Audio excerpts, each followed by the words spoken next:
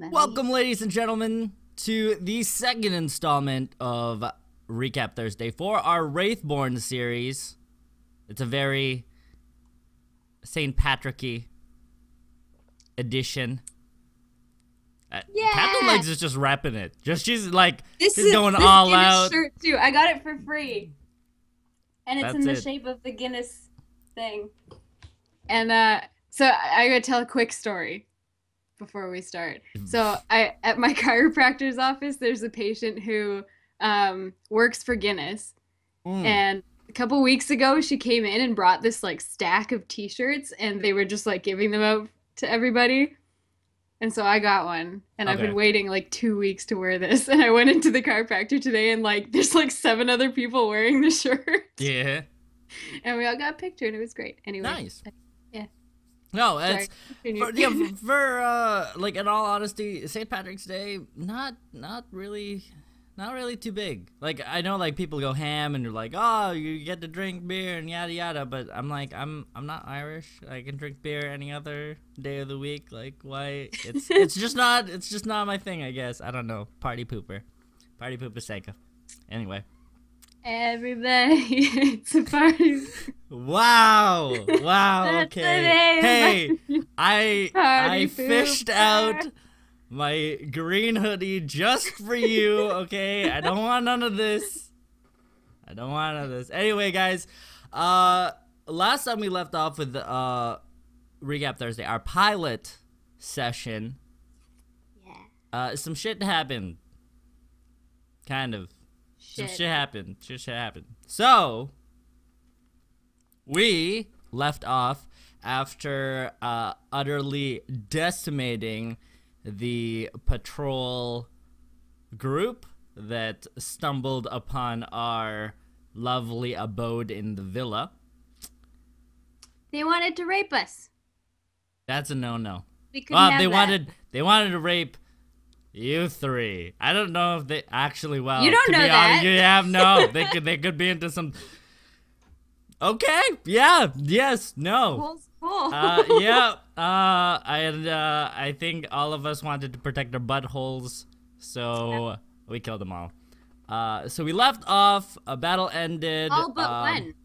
All but one. Yes. We have a That got knocked out by Hollow's bow staff. Quarterstaff. And quarterstaff. And I didn't kill Nurhouse. I was close. I didn't kill him. So very close. Yes. So Val. Nah. Val pieced. Val pieced. She turned into a hawk. Decided to scope out the area. She's surveilling. Right now. That's not the sound that hawks make, but we get the idea. So, basically she's just, scoping around, which actually, like, because, Georgia was absent and we were missing her roles and her skills and stuff, we got some bonuses, to use while we played. So yes, we have the one guy to interrogate, and Nurhaz wakes him up by, like, violently kicking him in the side. After we just got educated on, like, how to wake people up from being unconscious, because Tay's a paramedic, and he's like, oh, like, rub them right here. And we're like, oh, that's so cool. And Nurhaz is like... Nurhouse is like, right here? Boof, and just punches him in the fucking chest. Yeah, we're like, a chest all rub? right. More like chest punch. Yeah, and by chest, we mean the side of the body.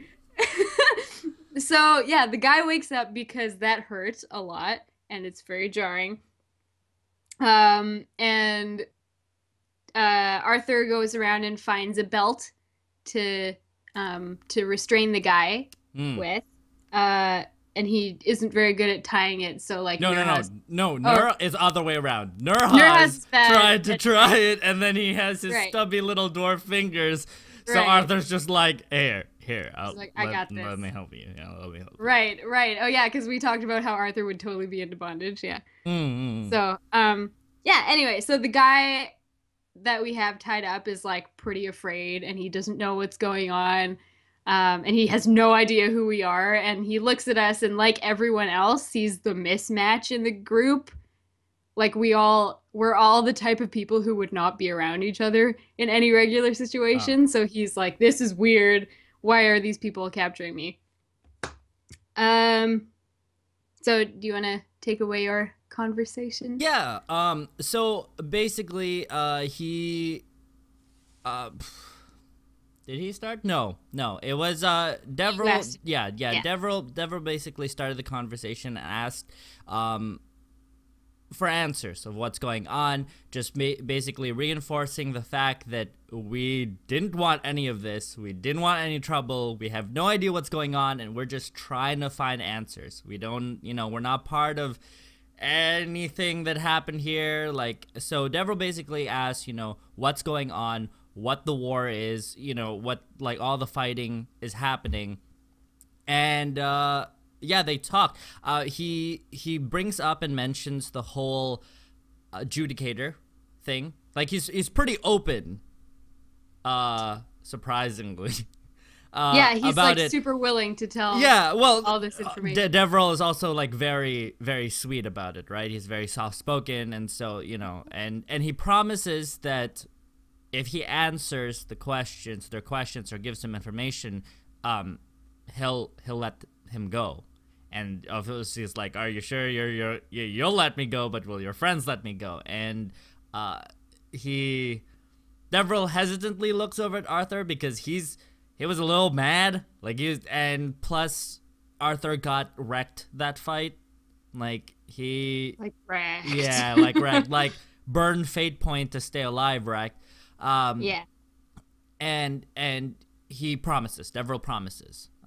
So the guy is more open. He calls Devril adjudicator again, which Devril asks what the hell that is, because the sergeant had called him that as well, because he comments about how the group is it's not a group that adjudicator would be around, right? Yeah. An elf, a dwarf, a witch.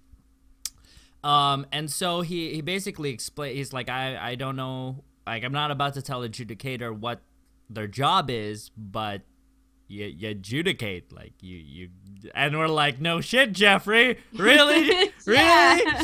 No, but basically they pass laws as fair. He's very generic about it. The wandering judge, cool, whatever. So we ask about, well, Devril also asked about them calling Val a witch. And so he goes into a little bit of my, detail about how, one, magic is, like, not allowed because the church said so. Magic is an evil thing. It corrupts. It's from, like, the deepest, darkest hell, and anyone who associates it with it is corrupt and should be killed.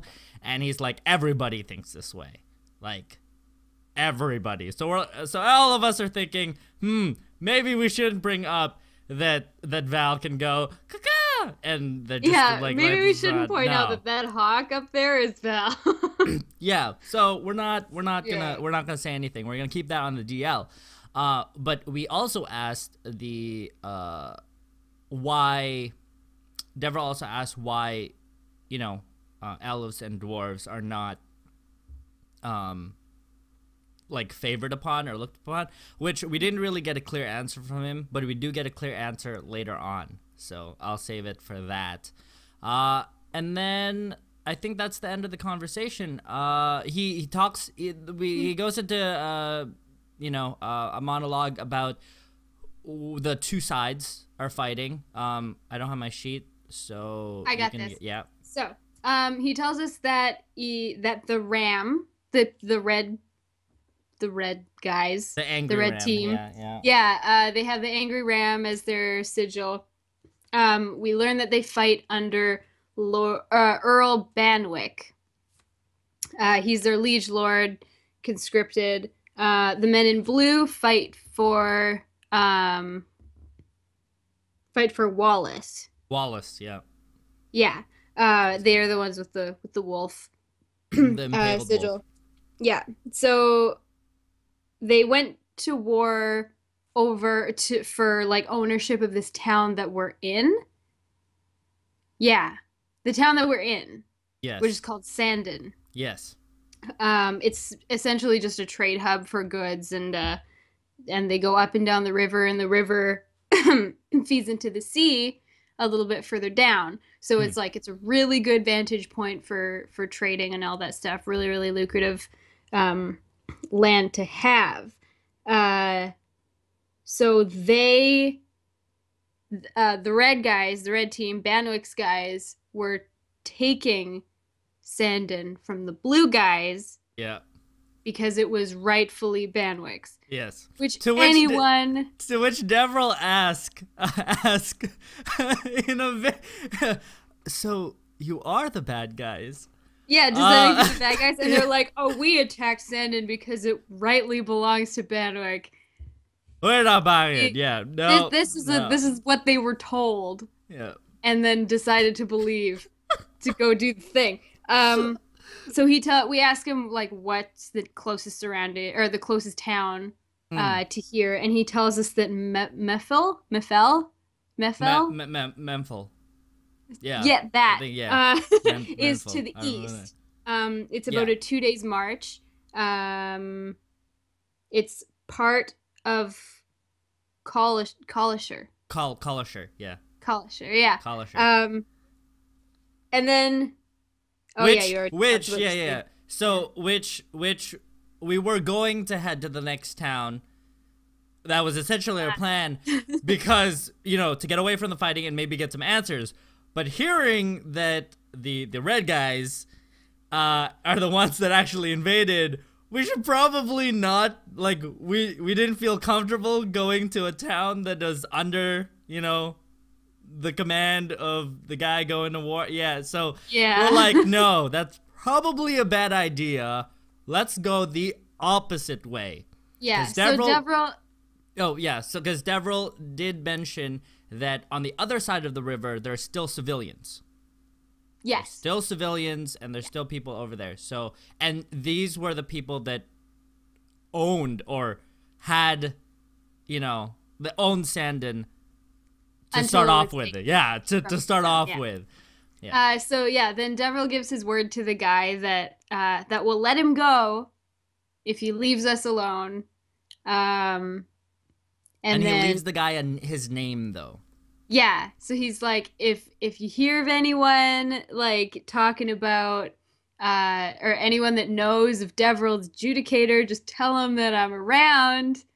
And the guy's I'm still alive, and then they can go find me, right? They can so the guy's like, yeah, sure, that's awesome. And then he unties the guy, and he just books it. Yeah.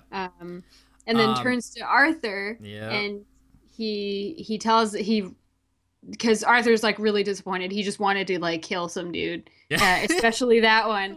And Arthur's like, "You let him go? Like, what's wrong with you?" And Devril just says, "I gave my word," and bows, gives this just like deep bow to Arthur. To wit, like Nurhaz finds it super weird, and he doesn't know why, but he finds it so wrong that Devril's bowing to Arthur. I don't know if Jeff described it as wrong, but he's like odd. It's very peculiar that a human would do something like that, but he has no idea why. Mm-hmm. Yeah. And I'm so happy I stumbled upon that. So good. Oh. Yeah, I know, right? So anyway, Arthur doesn't want to go to the town in the east, and then which everyone agrees to. Yeah, there's that whole discussion of people being like, "Hey, we're gonna go in the opposite direction," and we decide to scrounge for food and things, and barrels. Yes. To help cross the river. Swimming in armor is not that great. So yeah, Devril says, find empty barrels so that they can float and we can attach all their gear to it. Now, before we leave, we go across. Yeah, what? I also Devril also tells Nurhaz that he's using a shield. Yeah. Yeah, he's using the shield. So I'm like, that's Yeah. probably like, I don't want to tell you to drop it, but I think you should do something. So You should drop Nurhaz, it. yeah. So Nurhaz though takes like a piece of cloth and like nails it to his shield, so it like Yeah. covers up. So I'm like, okay, I guess that works. Whatever. Yeah. And then yeah, and then we do the whole scrounging around for food and stuff like that. So. Yes. Yes. So then, scrounge for food and barrels and things. So we're at the riverside. Yes, and before And we go. well, while we're across, taking off our armor to put in these barrels, Ileana's I'll like, set Devril, you're hurting. You gotta take your shirt off, and we're gonna we're gonna like bandage you up. And he's like, I'll be okay. yeah, like Arthur's more hurt than I am. You know, Yeah. if you're worried about anyone, worry about him. Like I'll be fine. And he seems really perplexed about how he got hurt, and he just kind of brushes it off about him being clumsy. Yeah, but she's like, that's gonna get infected, and it's gonna be gnarly. So let's at least get like a fresh bandage on you. And Arthur's like, yeah, I'm totally cool. I just sewed myself up. Like, I'll be okay. Oh, so yeah, we convinced Devril to strip down. And then as we're bandaging him up, it's pitch black, like it's the middle of the night. There are some like really far away torches on the other end of the but yeah, very very ambient light, like the ambience of ambience. So yeah, but they can still kind of like make out the tattoo that's on the back of Devril's body that Ileana noticed earlier when she tied up his hair. Yeah, so that was the first time. The second time was in the river when they were bathing.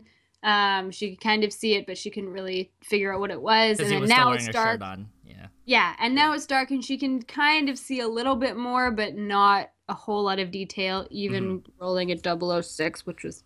Wow. Just okay. saying, Wow. You can really give me any more, but that's fine. I gave you. Fine. It's a very well. You want to describe it? Yeah, you describe. You gave me what you could. Yeah. You gave me what you could. We'll get back to it because we get back to it again. Yeah. Okay. So Sure. we'll describe it in detail. Yeah. So actually, no. It's basically it's like a stained glass tattoo, with the beautiful woman, and there's faint writing in it, but because it's so dark, we can't see what the writing is. So yeah, we notice there's a sentry across the river as we start making our way over. He's fast asleep. Yup. He is not very good at his job. He's like sitting in his chair, and he's got his crossbow, and he's just like using it as a pillow. He's cuddling with his crossbow instead of like shooting people with it. Yep.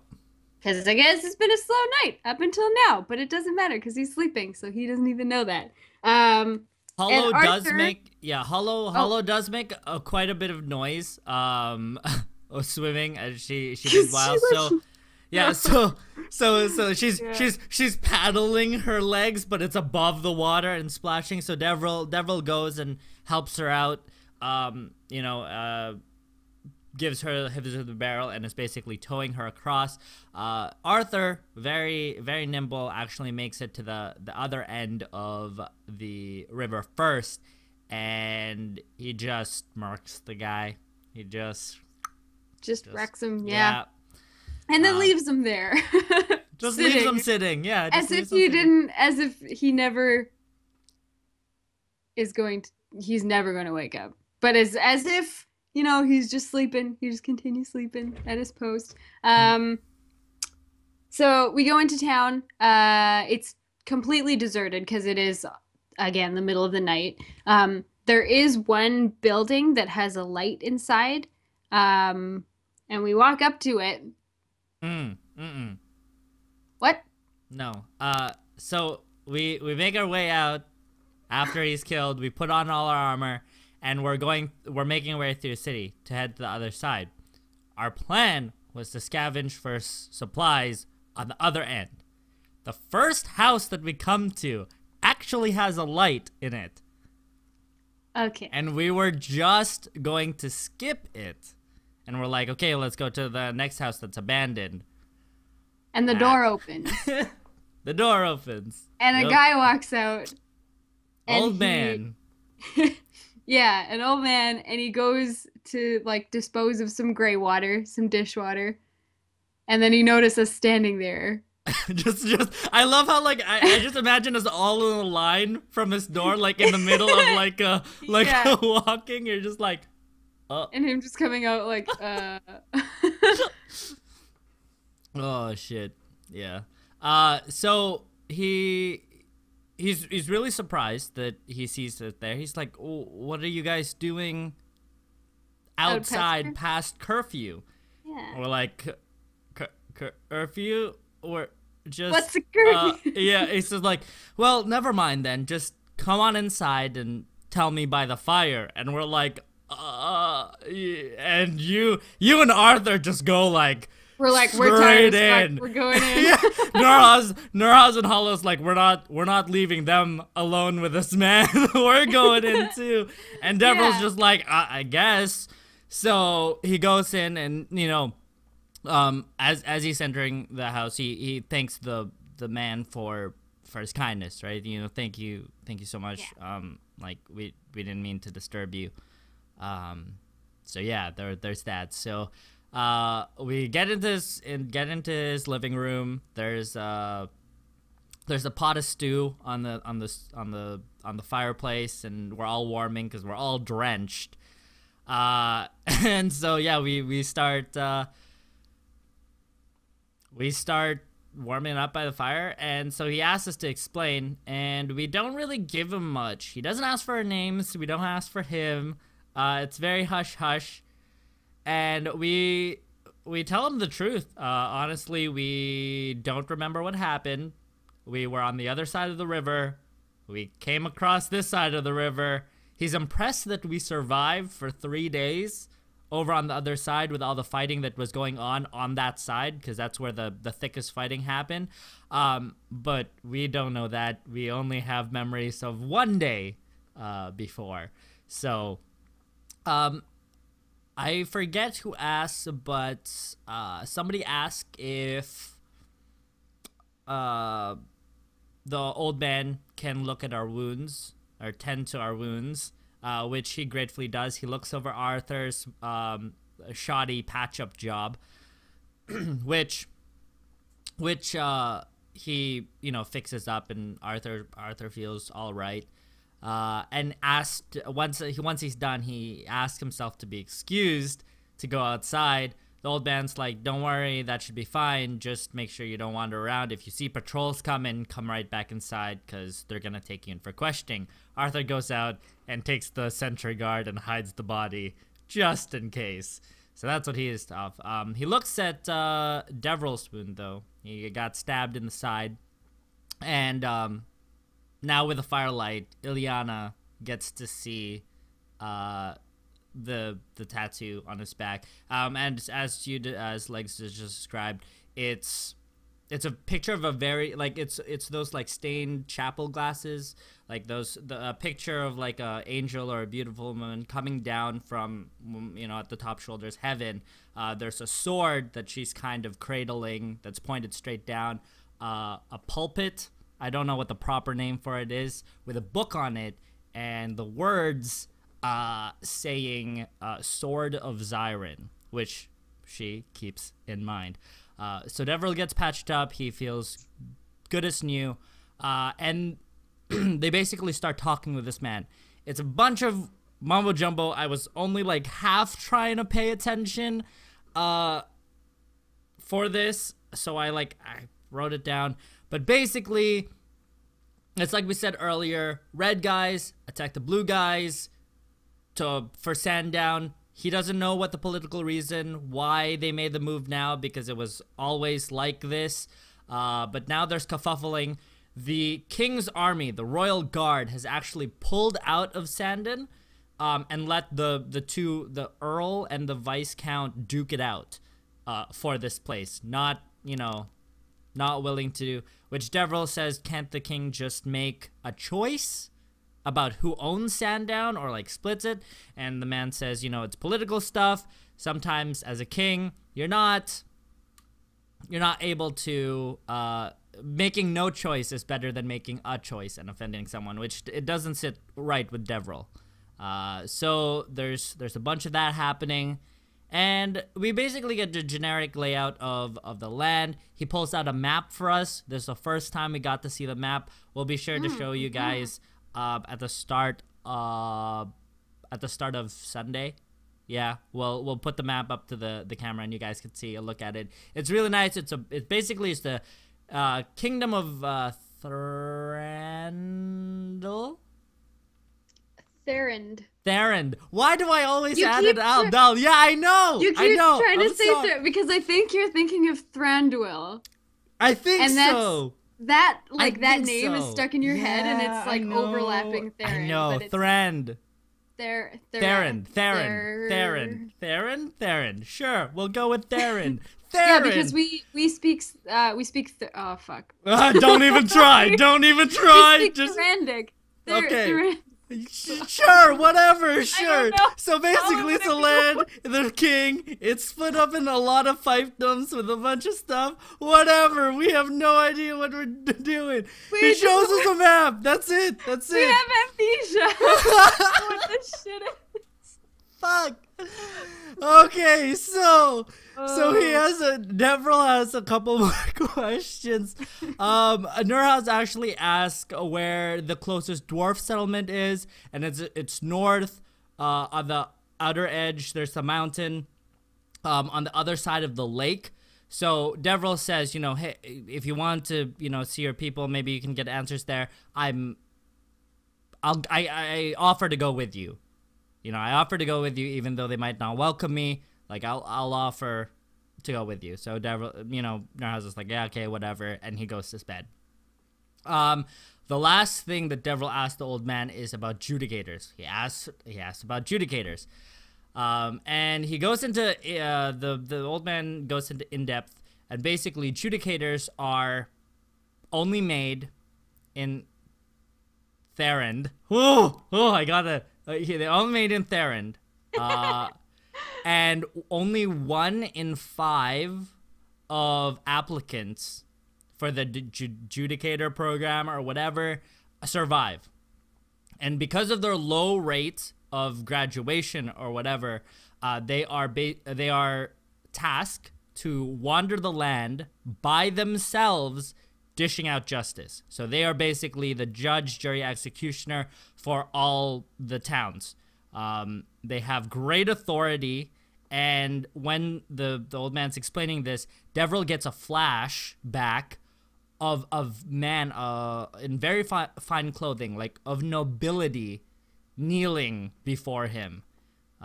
So there's an instillment of power there, which Deverell doesn't really know how to feel about.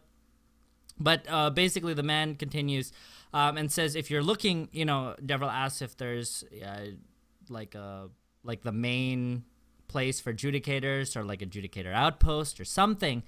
And he says you could try to find records in the town hall, you know, tomorrow. You should be given access. There's not a bunch of people still living in the town. And I'm sure that if you show your medallion, the patrols won't give you any trouble as long as, you know, you stay impartial to the whole thing. So he's like, okay, I'll give it a try. And the last thing that the man says is, if you are looking for answers, you have an accent of a something. I didn't write it down. And he's like, you can try east. East. And I was like, did I write this down? Did I write this down? Oh, shit. So, I didn't write it down. I don't know if you did.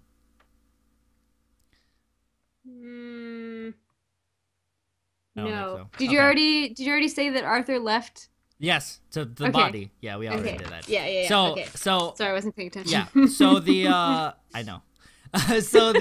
So that was the end of the conversation, and Deverell kind of is making plans. He's like, you know, in the morning, We'll leave this town. We don't want to cause this old man any more problems, right? He's going beyond helping. You loyal. Oh shit! Thank you so much, Illuminatox. Illumin for the follow. Thank you so much. Illuminati confirmed. Illuminati confirmed. There you go.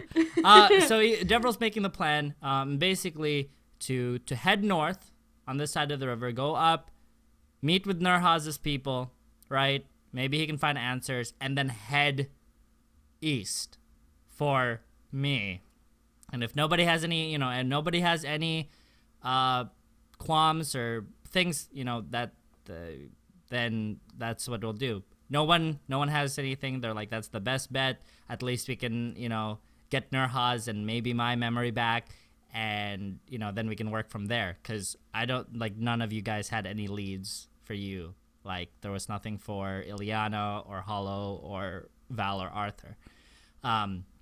So the next morning, Deverell. Did you say that Nurhaz paid the guy? Yeah. Oh no, I didn't. Nurhaz, the dwarf. Just made it rain. Fucking made it rain. This greedy motherfucking dwarf who like takes everybody else's stuff gives. Yeah.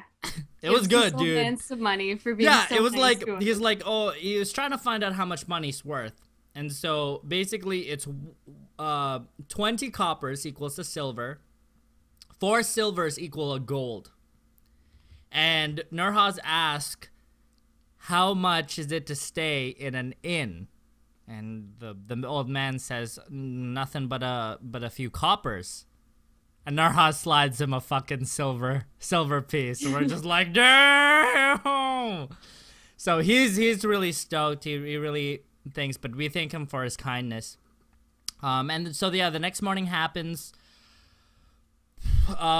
His family wakes up. He has a older daughter in her 30s, and his wife. And Deverell was going to make his way to the town hall early in the morning so that they can leave as soon as possible. Ileana, though, offers to accompany him, in which Deverell is more than pleased to have some company, especially if it is Miss Ileana's. So the two of them head out to the town hall. They don't meet any patrols or anything.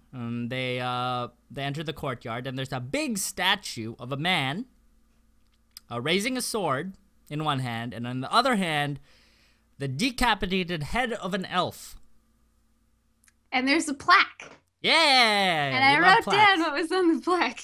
So, the plaque says, Valor Harkin, underline, champion of Sendor, 58 years after the landing, in caps. The landing. The champion, Valor Harkin, underline, fell the vile king of elves, in caps. Oh my god. Brought the light of God, in caps, to this land. And plaques, man. The plaques. What can I say? And hanging from the balcony by the neck is a fat, bald man. Ah. Yeah. He's just left there. Of course, we're like, let's go in. Yeah.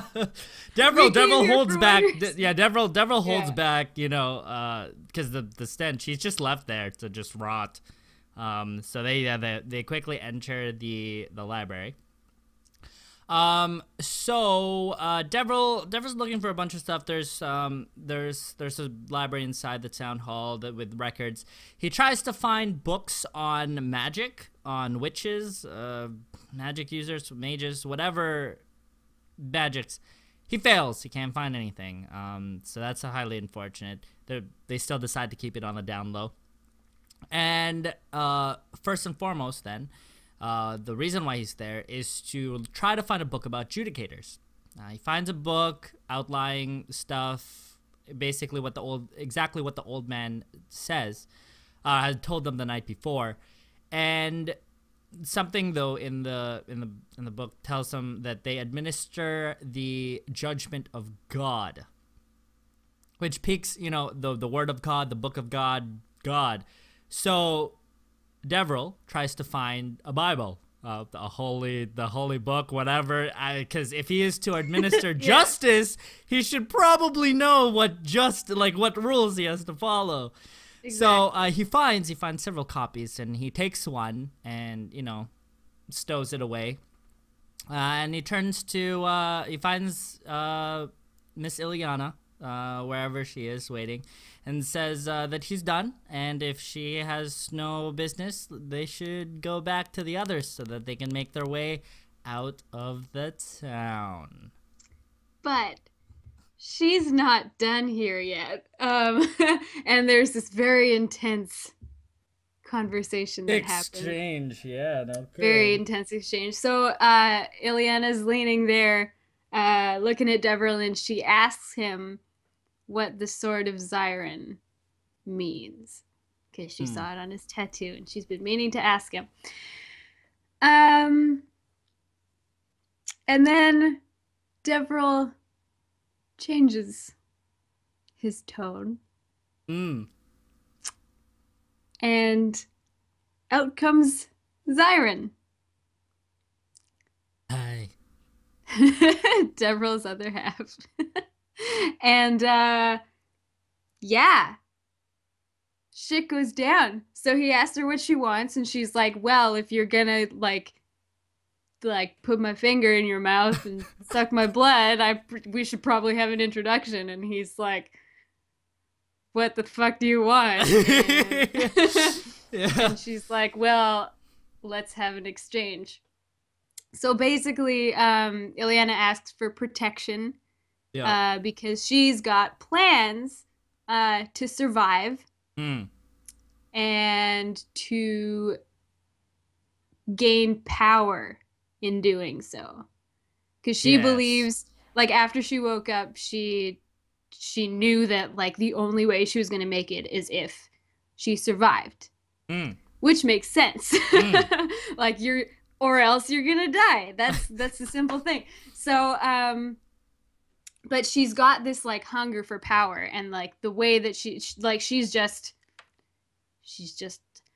woman. She's just an archer. Like, she's not this crazy bloodthirsty big dude with the sword, you know, or with whatever the fuck. What's your weapon? I have an axe, but it's with an axe. Okay, I hope to get that falchion. I got you. Okay. So,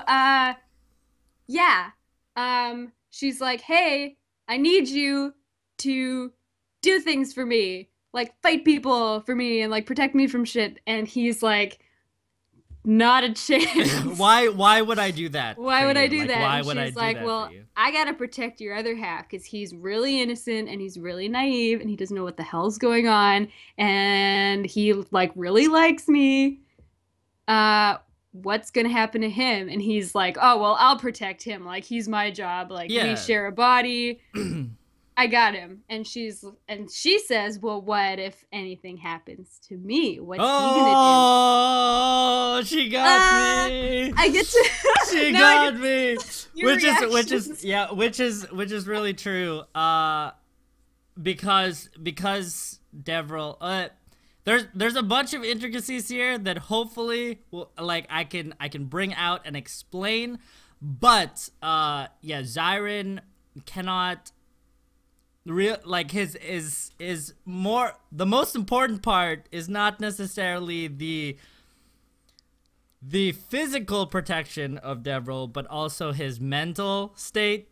Considering the fact that you are not very mentally stable if, one, you have two personalities, and three, one of them can go into just a nonsensical frenzy, whatever you want to call it. Anyway, so Zyron's hands are tied. If anything, right now, Deverell is too attached to Ileana, has his sights set on Ileana. So if anything were to happen to her, that would just be bad news bears. Yeah, and then she asks him if they just to put a little sprinkles Fucking on top sprinkles, man.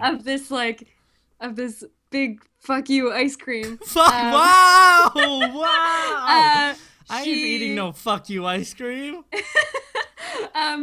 she asks him if Devril and Zyron share a broken heart,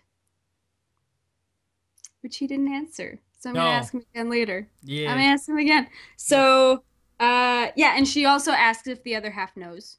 Yeah. About Zyron. To which Zyron says no, and if she knows what's best for her, she should keep it that way. All threatening intended, and all threatening accepted. Yeah, and she does understand that, you know, this is a big deal. If the other half finds out about Zyron, then like shit's probably gonna go down. So she's like, hey, I'll keep my mouth shut, but you gotta cooperate with me. And then Zyron for the most part is not too thrilled about having to deal with her, but as you know, he needs time to think. He basically needs time to think, so he'll go along with it for now, since he has no other choice to. So as he leaves, he says he switches topics and says that they should get back to the others as soon as possible, because he's about to wake up soon. And so halfway, or and then he's like, call me, beat me if you want to reach me. And yeah. And then it seems that's just it. It seems that you found a way to reach me, which that's one. So on their way back, they end up walking, and Devril pops up and is like, Miss Ileana, did you enjoy or I don't know what I asked you, but he asked something really interested. Like, did you enjoy yourself? I don't think that's the words I asked. But I think it was. He's like, Oh no. He says, he says, I'm glad you were. I'm glad you decided to accompany me. Yeah. He said something along those lines. Yeah, and she says, oh well, like anytime. And then she like calls him something like some endearing name or something. Some endearment. Like, it was like my dear or something like that. Yeah. And then she like like evil laughs really quietly. Evil. Into the back of her hand. Yeah. It's like, and then were you doing the like? Yeah. And so then Devril's like, oh, you seem like you're in a good mood. Yeah. And she's like, oh, it's only your company. And then they head back to everybody else. Yeah. So on their way to head back though, Devril notices something that the towers over the rooftops of the town. And their sails. They're black sails coming from ships coming from upriver. Yeah, and something about this, I rolled really shitty, so I have no idea why. Yeah. But something about you this, did. Yeah, something about this irks about the sails. Irks Ileana and like just tickles her in the back of her brain, but she has no idea why, because I rolled like an 80. Or something. And you faded it too, and then you. I know, and then on the fade, I rolled like a 90. Oh, it sucks. Bad news. It's just not meant to be. So I'll figure it out later. You'll figure it out. But anyway, they're familiar to you. But we both sense that it's pretty troublous, so we hurry back to the others. Meanwhile, in the old man's house, Hollow sees it outside the window, and they're like. I think like everyone's dressed Assassin Creed-ish. Like they're covered head to toe in clothing, and they have their face mask. There's some guys there with like their leader, or when they're boarding, they put their boarding platforms and spill out their gangplanks. Yeah. The leader is just this huge ass, darker than night man wielding a huge falchion. So there's And that. not wearing a shirt. And not wearing a shirt, yeah. Because why? Why would you wear a shirt? He has those rippled abs, those big ass pecs. I'll do laundry later on him. It's okay. So we reach the house and we ask the old man if him and his family have a place to hide. They say the cellar. Devril thanks him. And if we don't, and thank you so much if we don't see you again. And they exit the house and they're trying to make their way. They're basically trying to outrun these guys and ships. But they get, we find ourselves in an alleyway and it looks like the blue guys are making lines to confront these pirates. I want to say these assassin pirates, these ninja pirates, and battle ensues. How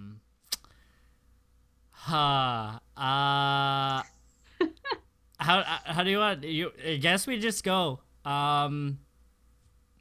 Take it away. Yeah, Ileana ends up going first, and you end up you're beside Devril, and you end up saying something to him. Oh yeah, she leans over and she goes, "Zyron, time to come out and play." And cause she's just she's wheeling and dealing, which is she knows how to trigger that second personality. Yeah. Then she makes her attack, and then next Zyron wakes up and grabs her hand, and instead of like cutting it kind of gently like he did last time, he just like bites into it. Fucking savage. Because he's so mad. Yeah. I don't know if you say something, because I retort with it. Oh, I don't think you say anything, but I say something along the lines of, "I'm afraid you're enjoying this." Oh, I'm afraid you're starting to enjoy this. Yeah, that's it. Yeah. That's it. She was like, "Oh, so forceful" or something. Yeah. Yeah, or something like that. And he's like, yeah. I don't like this. So I fuck up, and don't make it to the big ass guy after my turn of rage. Nurhaz actually comes in clutch, gangs up on their leader, on this big black guy, knocks him down, and then I'm able to finish him off in my next turn, and then I proceed to clean house, except for when an sword. It's a sword. He got sword fucked in the face. Arthur, there was a swordsman that went all the way around, and Arthur got sword fucked in the face a second time. Oh my god, it was so good. And we'll go with this. He's still alive, but he's on the ground. He's blinded. He's severely disfigured. He has a bunch of negatives on his, like, permanent negatives on his stat points.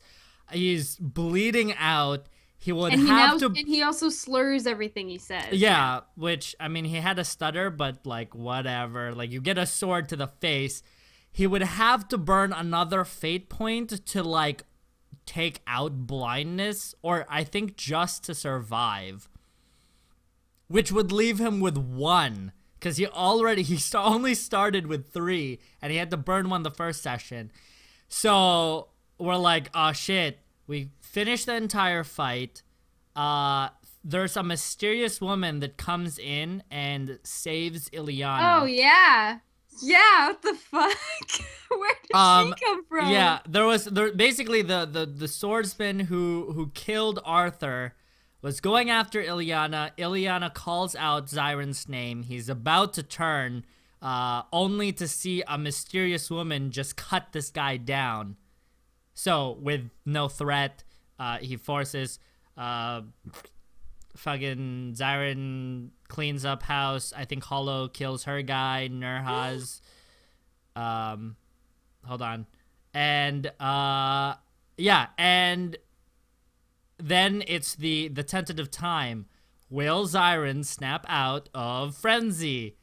Nurhaz is a big baller, and he stands his ground. The woman also intercedes, actually, fully aware that I haven't dropped or snapped out of something. But I pass my will save, and I snap out of frenzy. But when I forgot to say, I fucked up on my first turn. I almost got one shot, if not for wearing a helmet. So Zyron, Devril Zyron, has a huge gash on his forehead, and blood's running down his face. And as soon as he snaps out of frenzy, he collapses and faints.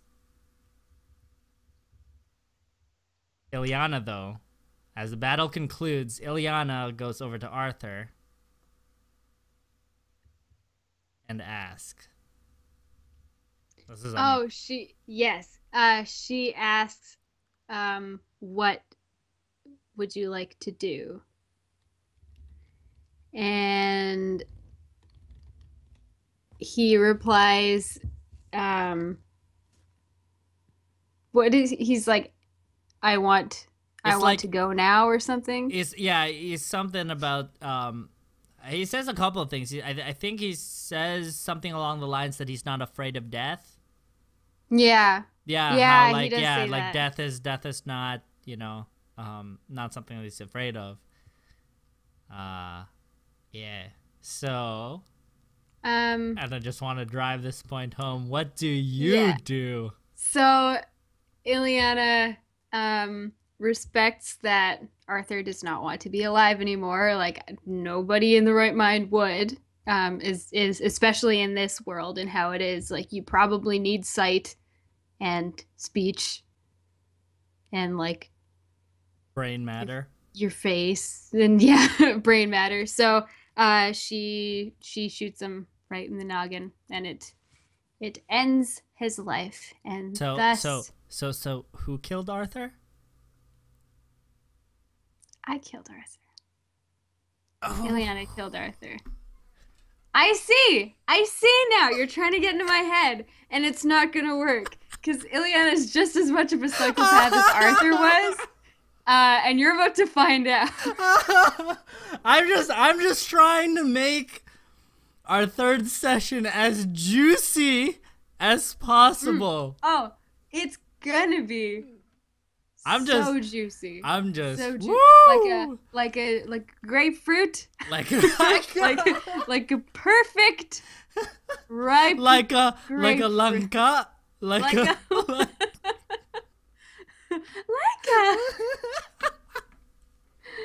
Oh, inside jokes. If you haven't, make sure to watch that Let's Play. A shameless plug. Cute Demon Crashers. Yeah, it's on YouTube. If you like sex and demons, like succubus and incubi. Some kinky sex, just all of it. Anyway, watch Cute Demon Crashers. But we are also done with the recap. Thank you so much for hanging out. We will see you guys this coming Sunday for the, as I was saying earlier, third installment of our Sunday night RPG session, Raethborne edition. We will see you lovely folks then. Bye.